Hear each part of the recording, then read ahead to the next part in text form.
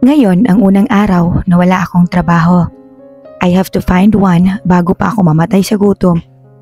Kinuha ko ang cellphone ko at tinawagan ang alam kong makakatulong sa akin. Hello? Sagot nito mula sa kabilang linya. Mother Tess, bati ko sa kanya. Oh, Divine, bakit ka napatawag?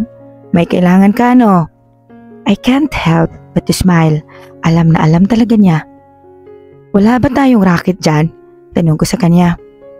Abay, kung racket din lang di tayo nauubusan dyan. Pumunta ka lang rito kahit anong oras. Agad naman akong napangiti sa sinabi niya. Si Mother Tess ay nakilala ko noong estudyante pa lamang ako. Siya ang nag-offer sa akin ng trabaho sa fast food chain para mapag-aral ko ang sarili ko. Okay Mother, papunta na ako ngayon. Pagkatapos nun ay pinatay ko na ang tawag. Matapos ang ilang minuto ay umalis na ako sa bahay at ginamit ang bike ko. Malapit lang naman iyon mula rito kaya carry na. Nang matanaw ko na ang building kung saan ko makikita si Mother Tess ay bumaba na ako sa bisikleta at masayang nilakad ang pasilyo papunta sa opisina niya. Naabutan ko pa siyang nagbabasa ng dyaryo bago ako tuluyang pumasok. Mother Tess! Bati ko sa kanya pagpasok ko. Mukhang masaya naman siya at agad akong sinalubong. Bakit biglaan ata ang paghahanap mo ng racket? Tanong niya nang makaupo kami. Naalis kasi ako sa trabaho. Ayoko naman sabihin sa kanya na may sakit ako. Hindi ko pa rin kasi tanggap na may mental illness ako. Ganun ba? O siya, may madaling racket ako na i-offer sa'yo. Pagkasabi niya nun ay agad siya naglakad papunta sa lamesa niya at bumalik siya na may daladalang isang itim na box. Ano yan? Tanong ko sa kanya nang ilapag niya ito sa harap ko. Regalo ko yan sa aking pamangkin. Wala akong oras para iabot sa kanya yan kaya ikaw nang magbigay sa kanya. Sabi niya. Ngunit nagtaka ako sa pag-iwas niya ng tingin. I stared at the box. Mukhang regalo nga lang siya pero parang masama ang kutob ko. Nagiging masyado na ata akong anxious sa lahat ng bagay. Yun lang po ba? Dali naman yan. Sagot ko at pinagmasdan ang itim na box. Oo. Hatid mo lang yan sa Emerald Hotel. Ako nang bahala sa damit at gate pass mo. Kailangan mo lang magpanggap na bisita at pagkatapos nun ay umalis ka na agad. Hindi ko alam bakit bigla akong kinabahan. Yun lang ang gagawin mo. Babayaran kita ng 20k. Sabi niya sabay labas ng tag-1,000 sa pitaka niya. Imbis na ma-excite, mas lalo akong kinabahan. 20k para lang sa pag-aabot ng regalo? Something seems off. Ano po ba ang laman nito? Kinakabahang tanong ko pero nag-iwas lang siya ng tingin. Kwintas lang yan. Huwag kang mag-alala. Promise, walang mangyayaring masama sa'yo. Why does she need to say that? Siyempre, walang mangyayaring masama sa akin kung simpleng regalo lang ang iaabot ko. I'm being doubtful. I'm being overthinker. I have a serious trust issue. Is this because of my trauma? Okay, Mother Tess. Sa huli ay pumayag pa rin ako. I won't let this trauma ruin my whole life. I won't let this trauma control my system. 6:30 p.m. nang simula akong ayusan ng mga tauhan ni Mother Tess. Pinagbihis nila ako, minake-upan. I'm wearing a sexy black dress na backless at hapit na hapit sa katawan ko. Damn, I'm so uncomfortable. 8 p.m. daw magsisimula ang event kaya't nang sumapit ang 7 p.m. ay sumakay na ako sa kotse na maghahati daw sa akin sa lokasyon. I'm still freaking nervous without a reason. I have to give this. Pagkatapos nun ay aalis na ako. Easy, 20k but it still makes me anxious. Hindi kaya droga ang laman nito? Sana naman hindi. Pinikit ko muna ang aking mga mata. Pilit na kinalma ang sarili ko. Ma'am, dito na tayo. Napatingin ako sa labas at nakita ang isang mataas na building. Emerald Hotel. Bumaba ako sa sasakyan at sumalubong sa akin ang napakaganda at engranding lobby ng hotel. Lahat ng kabang nararamdaman ko tila naglaho dahil sa napakasosyal na interior ng hotel na ito. Kulay ginto at itim ang nag-i-stand out at napakakinis ng sahig. It's very luxurious and sophisticated. Good evening, ma'am. Welcome to Emerald Hotel. Do you have a reservation? Tanong ng isang magandang babae na sumalubong sa akin. None. I just went here because of an event. Sagot ko. Iginaya naman niya ako sa front desk. Okay ma'am, can I see your pass? Magalang na tanong niya kaya't agad ko namang inabot sa kanya ang gate pass na binigay sa akin ni Mother Tess. This way ma'am. Iginaya niya akong muli sa isang elevator at sabay kaming pumasok doon. Pinindot niya ang third floor at hinatid ako hanggang sa function room ng hotel. They have an excellent customer service. Thanks, sabi ko at pumasok na sa hall. Yumuko naman siya ng kaunti at naglakad na rin paalis. Pagpasok ko ay sumalubong sa akin ang napakagandang disenyo ng hall. Lahat ng tao rito ay mukhang mayaman at elegante. Ang mga waiters ay abala rin sa pag-ikot upang mag-abot ng maiinom. The elegance is calming, but I have to get out of here as soon as possible. Mukhang hindi kasi ako belong sa mga mayayamang ito. Cocktail, ma'am? Napatingin ako sa lumapit na waiter sa akin at inalok ako ng inumin. Agad ko naman iyong tinanggap. Alam ko alak ito pero sigurado ay kailangan ko ito para mawala ang kaba sa dibdib ko. Thanks. By the way, where's the birthday celebrant? Tanong ko sa kanya habang sumisimsim ng alak sa baso. He stared at me for a moment like I said something weird. Tumingin siya sa itim na box na hawak ko and he immediately smiled. Sino pong nagpadala sa inyo rito?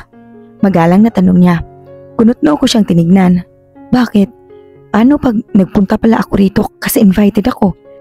Bakit alam niyang may nagpapunta sa akin rito? Damn, trust issues. Si Mother Tess. Sagot ko kahit medyo duda ako. This way please. Ngumiti siya at nauna sa akin maglakad. Binaba rin niya ang dala niyang tray at naglakad kami papunta sa likod ng isang stage. Sa likod ng stage ay may isang hallway. Bigla akong kinabahan nang hindi ko na marinig ang maingay na hall. Mukhang napapalayo na ata kami. Walang ibang tao rito. Nang marating ang isang pintuan, nakita ko na may mga lalaking nakaitim ang nakabantay sa labas ng pintuan. Shit, my heart is beating so damn fast. Napahinto kami sa labas ng pintuan at kinatok niya ito ng 3 beses. Boss, nandito na ang regalo ni Teresa. Sabi ng waiter na medyo nakapasok ang kalahati ng katawan sa pintuan. Matapos iyon, binuksan niya ito ng malaki at iginaya ako papasok sa loob. Pagpasok ko sa loob, nakita ko ang isang matandang lalaki na printing nakaupo sa sofa at nakaupo patagilid sa akin. Sa likod niya ay mga lalaki ring nakaitim. Umalis agad ang waiter at iniwan akong mag-isa sa loob ng kwarto. Napatingin naman ako sa kaharap ng matandang lalaki at literal na napanganga ako nang makita kung sino iyon. Mukhang nagulat din sila na makita ako hanggang sa tumalim ang kanilang tingin sa akin. It's Drevon and Jack Frost. Si Drevon ay nakaupo sa sofa at si Jack naman ay nakatayo sa likod nito kasama ang ilang mga lalaking nakasuot. Can I have my gift, pretty lady? Tanong ng matanda. Feeling ko ay tumayo lahat ng balahibo ko sa boses niya kaya't walang pagdadalawang isip na inabot ko yon sa kanya. Agad naman niyang binuksan iyon at tumambad sa aming lahat ang isang maliit na tube na may laman na pulang likido. Akala ko ba necklace? Hindi ako makaalis sa kinatatayuan ko dahil sa liwanag na binibigay ng pulang likido na ito. Mr. Rockford, this is the last piece of Element X. I'm selling this for you for 100 million pesos. Element X? That small piece of fucking tube cost 100 million pesos? I look at Drevon and he's just sitting there, coldly and emotionlessly. Pero ano pa nga bang ginagawa ko rito? Dapat ay umalis na ako rito. I need to go. Pagsabat ko sa pag-uusap nila, kaya't lahat sila ay napatingin sa akin. I gulp when the old man smirk at me at ibinaba ang hawak ng tube. Andyan ka pala? Sana ay kanina ka pa umalis bago ko pa buksan ang regalo. Too late to escape, miss. Literal na nanlaki ang mata ko sa sinabi niya. What the fuck is that supposed to mean? Kill her. Napanganga ako sa sinabi niya. I'm getting confused. Ako? Bakit nila ako papatayin?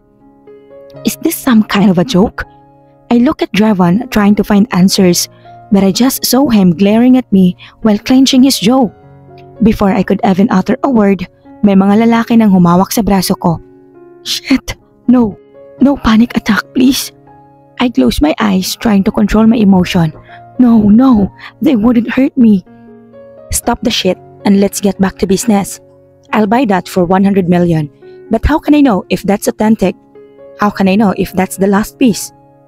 Napadilat naman ako ng mata nang sa wakas ay magsalita si Drevon. Napatigil din ang mga tauhan sa paghatak sa akin at lahat sila ay nakatingin kay Drevon. Are you doubting me, Mr. Rockford? Tanong ng matanda na tila na-offense sa sinabi ni Drevon. Yes, Simpleng sagot niya. Biglang naging tahimik ang buong kwarto. Bumitaw rin sa pagkakahawak sa akin ang mga tauhan. There's a strong tension between them at mukhang nagpapakiramdaman ang dalawang panig. What kind of transaction is this? If you can't prove its authenticity, let's end the deal. Malamig na sabi niya. This is authentic, Mr. Rockford. Kung gusto mo, subukan natin sa babaeng yan para malaman natin kung totoo ito. Lahat naman sila ay napatingin sa akin. Damn, ako na naman? Okay, I'll take the tube and I'll take the lady. Matapos niyang sabihin iyon, ay ngumiti ng kay tamis ang matandang lalaki at ibinalik ang tube sa box. May nilabas rin si Jack na isang case na marahil naglalaman ng pera. Sabay na nag-abutan ang dalawang panig. Thank you for your time. Nakangiting sabi ng matandang lalaki. Hindi na siya pinansin ni Drevon at tumayo na sa upuan. Naglakad siya papunta sa direksyon ko. Kasunod ang ilang tauhan. Parang may kuryente sa kanyang balat nang bigla niyang hawakan ang pulsuhan ko. Hinatak niya ako papunta sa pintuan. Ngunit, bago pa mabuksan ang pintuan, ay tumigil siya sa paglalakad. I have a sudden change of mind, Mr. Rockford. I'll take the money and I'll take the liquid. Patingin ako sa likod namin at tila nanlamig ang buong katawan ko nang makita ang mga baril na nakatutok sa amin. I felt my hands starting to tremble. Damn, it's coming. I tried to control myself and calm myself, but images started to flash in my mind. And I also changed my mind. I decided to kill you instead. Malamig naman na sagot ni Drevon. Kaunti na lang ay alam kong mawawala na naman ako sa sarili ko nang bigla niya akong hatakin palapit sa kanya. Sa sobrang lakas ng paghatak niya ay bumangga ako sa matigas niyang dibdib. Binitawan niya ang kamay ko and he wrapped his arms around my neck. He's hugging me right now. Close your eyes, don't look back. He whispered in my ear. I swear, I can feel his warm breath that sends shivers to my spine. I can feel my heart racing and suddenly I felt safe in his arms. I followed what he said. I closed my eyes. All of a sudden, the quiet room was filled with a loud sound of gunshots. I was shocked and fear starts to run into my system. The loud gunshots and screams are becoming endless. Tears starts to run across my face. I'm fucking scared and I can't even see what's happening. Kakalas na sana ako sa pagkakayakap niya nang bigla niya itong higpitan. Please calm down, you won't get hurt. He whispered again. Wala na akong nagawa kundi ang pakinggan ang malalakas na putok ng baril at manatiling nakapikit. I heard him curse and he stepped back. Napasunod naman ako sa kanya dahil yakap niya ako.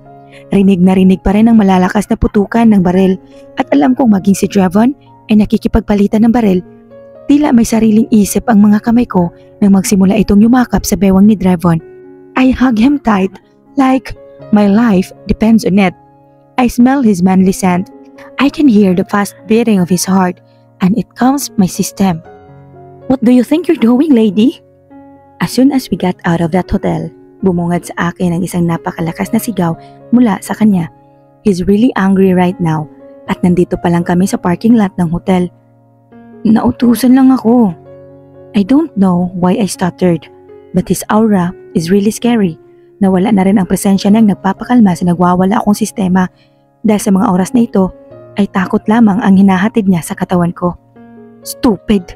He cursed and entered his car. Pinaandar niya iyon agad at iniwan akong mag-isa rito. Tulala lamang akong pinagmasdan ang sasakyan niyang paalis. I thought he cared. I guess not. Siguro ay ginawa niya lamang iyon dahil alam niyang magpapanik attack ako. If that happens, baka makasagabal pa ako sa kanila. I just can't imagine what kind of person are they. Ano ba talaga sila? They shoot their guns like they've been doing it all their life. They killed like it's part of their system. They didn't even fear for their death.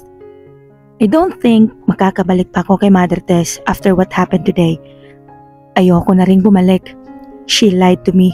Akala ko ay simpleng regalo lamang yun. She didn't tell me how dangerous it was. I took out my phone and called Stefan. Steph, where are you? Bungad ko sa kanya pagkasagot niya ng cellphone niya. Hospital. Kakatapos lang ng duty. Pauwi na. Why? Do you miss me already? Sagot niya.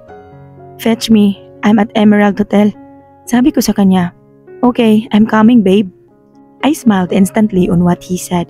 Hindi talaga siya makatanggi sa akin. Babe, your face. Inis na sigaw ko. I just heard him chuckle and drop the call.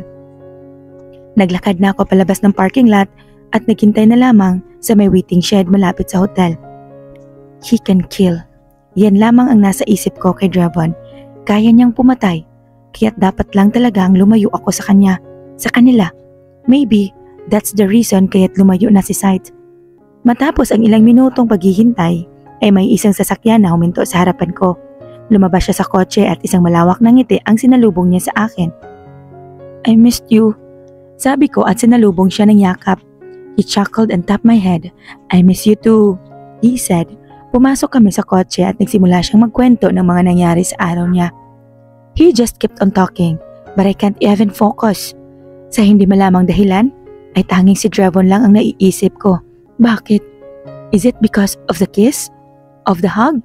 Is it because of the fact that he saved me twice? May part sa akin na gusto kong iwasan ang pagtatagpo ng landas naming muli, pero may part sa akin na gusto kong malaman lahat. Gusto kong malaman lahat pero natatakot ako sa matutuklasan ko. He kept on saving me and I kept on saying his violent side. Kanina, I should be having a panic attack sa lakas ng putukan ng barel sa daing ng mga tao. Dapat ay nawala na ako ng malay. Dapat ay hindi na ako makahinga. But knowing I'm with him, I felt calm and safe. Who really are you, Drevon Rockford? Why does our path keeps on crossing? What do you think? Stefan's question snapped me into reality. Ha? Wala sa sariling tanong ko. He looked at me confused while raising his eyebrow. I'm asking you, what do you think? Pag-uulit niya sa tanong niya. Think about what? Naguguluhang tanong ko. He sighed deeply and looked disappointed. Are you even listening? What's bothering you? He asked. He's not even annoyed. He looks so worried. Sorry, pagod kasi ako. Umattend ako sa party ng kaibigan. Sabi ko sa kanya. He looks relieved and just nodded. Anyway, I'm asking you if I should resign at Rockford Hospital and let's find new hospital together. Nanlaki naman ang mata ko sa sinabi niya. What? No way! Jackpot na yun, Steph. Gusto mo pa sa consolation prize? Inis na turan ko sa kanya. You know what? I can handle myself. I'll recover from this trauma and I'll reapply at Rockford Hospital. Maybe it would just take months but trust me, I'll work hard to recover. I gave him a reassuring smile. Nice, okay. Feeling ko kasi ay hindi kompleto ang araw ko pag wala ka sa hospital. Malungkot na sabi niya. Ang sweet naman ng best friend ko. I said while chuckling. Lumapit pa ako sa kanya at inihilig ang ulo sa balikat niya. I'm driving, Lev. Alis! Iritay sabi niya kaya tumawa lang ako. Sungit mo naman? Natatawang sabi ko. You're distracting me. Inis na sabi niya. Oo na, hindi na. I said while raising my hand as if I'm surrendering. By the way, okay na ulit si Rio and bumalik na si Nurse Jane. I looked at him and smiled. Until now, I felt guilty for what happened to Rio. I don't think I could face her again after that stupidity. And as for Nurse Jane, mabuti naman ay tinupad ni Drevon na napag-usapan. That's good news, Steph, I said and looked outside the window. You don't look like someone who just received a good news. I sighed and nodded. Nagigilty pa rin ako sa nangyari kay Rio. Paano na lang pag wala si Sight doon? Malungkot na sabi ko. I felt him held my hand to comfort me. Don't be. Everything's good now. You just need to recover quickly. Miss ka na ni Rio. I smiled and nodded. I will. I'm going to get through this and I'm going to take care of her again. Kinabukasan ay maaga akong nagising dahil nasanay na ata ako sa morning shift ko. Nagluto ako ng instant noodles para sa almusal ko. I need to find another job habang hindi pa ako nakakabalik sa Rockford Hospital. Kundi, ay mamumulubi talaga ako. I was about to eat my breakfast when my phone rang. Unknown caller ito at landline ang gamit na numero. Hello? Sagot ko rito. Miss Levisandria? Please come to Rockford Hospital. We have some matters to settle. Kumunot ang noo ko at tumango na parang nasa harap ko lang ang kausap ko. Okay, give me an hour. I don't know kung ano pang matters ang kailangan isettle. May utang ba ako nang hindi ko nalalaman? Nag-ayos na agad ako at mabilisang kinain ang noodles. Sorry to my poor body. Babawi tayo pag nakaluwag-luwag na. Miss Andrea, bati sa akin ang HRD head pagkapasok ko sa kanyang opisina. Hello ma'am, ano pong pag-uusapan natin? Umpisa ko at umupo sa tapat niya. We would like to offer you something. Ani niya at uminom ng kape sa tasa. Kunot-no lamang akong nakatingin sa kanya habang hinihintay ang susunod na sasabihin niya. Balak ng Rockford Hospital ang magkaroon ng medical mission sa iba't ibang lugar. We want you to join the medical team. Don't worry, minor cases lang ang i-handle mo at hindi ka mai-stress. You'll get paid. At sagot namin ang gastusin para sa therapy sessions mo. Kami na rin ang bahala sa supply ng gamot mo hanggang sa tuluyan kang makarecover. Literal na napanganga ako sa sinabi niya. Nakatulala lang ako at hindi pa rin mag-sink in sa akin ang sinasabi niya. So, what do you think, Miss Andrea? Tanong niya. Mabilis akong tumango at hindi mapigilang mapangiti. Thank you, ma'am. Sabi ko sa kanya, I don't know how did this happen, pero ikaw ang unang nurse na nakatanggap ng ganitong offer at konsiderasyon. I look at her. She's not smiling, and she just kept on staring at me suspiciously. What do you mean? Naguguluhang tanong ko sa kanya. Hindi ba siya ang nagdesisyon para rito? If you think this is my decision, you're wrong. I just received that notice and it's from CEO's office. Nagulat ako sa sinabi niya. Does it mean si Dravon ang nag-utos nito? Pero bakit?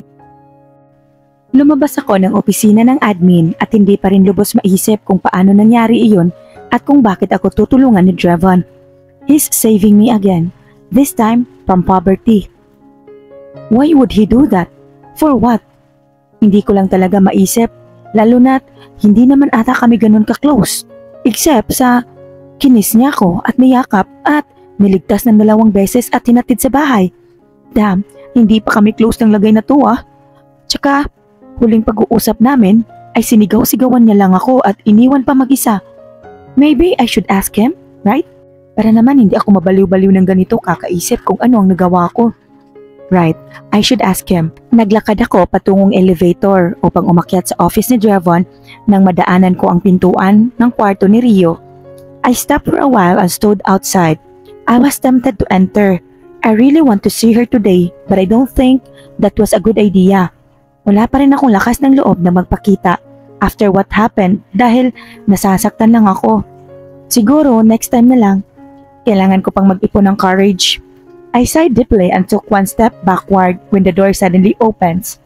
Gulat na nagkatinginan kami ni Nurse Jane. I felt relieved na siya ang bagong nag-aalaga kay Rio. Masungit lang siya pero alam ko na magaling siyang nurse. Hindi pa man ako nakakapagsalita ay agad niya akong hinatak kung saan pinasok niya ako sa CR at nilak ang pintuan nun. Anong ginagawa mo rito? Mataray na tanong niya. Kinausap ako ng admin. Mabuti naman at nakabalik ka na, Nurse Jane. Sagot ko at ngumiti sa kanya. Anong ginawa mo para makabalik ako rito? Kinausap mo ba si Mr. Rockford? Ang mataray na muka niya ay biglang naging seryoso. I can also see hints of worry in her eyes. Oo, nirequest ko sa kanya. Diyos ko kang bata ka! Pagputol niya sa akin at binatukan pa ako. Kunot noon naman akong tumingin sa kanya na mukhang nagpapanik na. Why is she acting like this? Hindi ba ay dapat matuwa siya na nakabalik siya? What's wrong? Tanong ko sa kanya dahil nagtataka rin ako sa reaksyon niya. Hindi ba't sinabi ko na sa'yo na wag kang lalapit sa kanya o kahit sino mang tao na nakapaligid sa kanya? Hindi siya basta-bastang tao na inaakala mo. Sigaw niya sa akin. Does she know something? Alam ba niya kung sino talaga si Dravon? Kung ganun, ay sino ba talaga siya? Bakit ko kailangang umiwas sa kanya? He saved me a lot of times. Naiinis na sabi ko. I'm really starting to get pissed because I badly want to know him. Makinig ka sa akin, bata. Sa oras na humalubilo ka sa buhay ni Sir, ay hindi ka na mabubuhay ng tahimik at matiwasay. Araw-araw kang hahabulin ng kamatayan. Kaya habang maaga pa, umiwas ka na sa daraanan niya. Stay away from them. They are the epitome of hell and danger. Natahimik ako sa sinabi niya. She's right and I've seen it. I've seen how violent and merciless they can be. How'd you know? Bakit ang dami mong alam sa kanya? I want to know everything. Can you tell me? Sunod-sunod na tanong ko. Huminga siya ng malalim at tumawak sa balikat ko. Ang ina ni Mr. Rockford ay namatay sa sakit na cancer. Ako ang nurse niya ng mga panahon na iyon. Naging malapit na rin ako sa ama at ina niya. Sapat na ang mga nalalaman ko upang sabihan ka na umiwas ka sa kanya. She paused for a while and intently looked at me. Drevon Rockford? He's a mafia boss. Bulong lamang iyon pero malinaw pa sa buwan ang narinig ko. He's a freaking mafia boss. They are the most evil person in the world. They kill. They do a lot of illegal things. Sapat na iyon upang magbigay sa akin ng bulta-bultahing takot. Ito ba ang ibig sabihin ni Sight na lumayo ako sa kanila? Ito ba ang dahilan kung kaya't wala siyang pag-aalinlangang pumatay? Hindi ko alam pero parang ang hirap tanggapin. Pero alam ko na ito ang katotohanan. I've seen enough violence to believe Nurse Jane. Hindi ko namalaya na umalis na pala si Nurse Jane at ako na lamang mag-isa rito sa CR. I felt my heart clench for a known reason. She's right. I have to avoid them to maintain my peaceful and harmonious life. I hate violence. I hate seeing death in front of me. Hindi ko kayang tumapat at sumali sa mundong ginagalawan nila. Nurse lang ako. I can't fight for my life. I have to avoid them at all cost. Kung nais ko pang manatiling buhay. Lumabas ako ng CR at hindi na tinuloy ang plano ko na kausapin si Drevon. Ayoko nang alamin ang rason niya. Mabubuhay na lang ako ng tahimik at tatanggapin ang offer niya.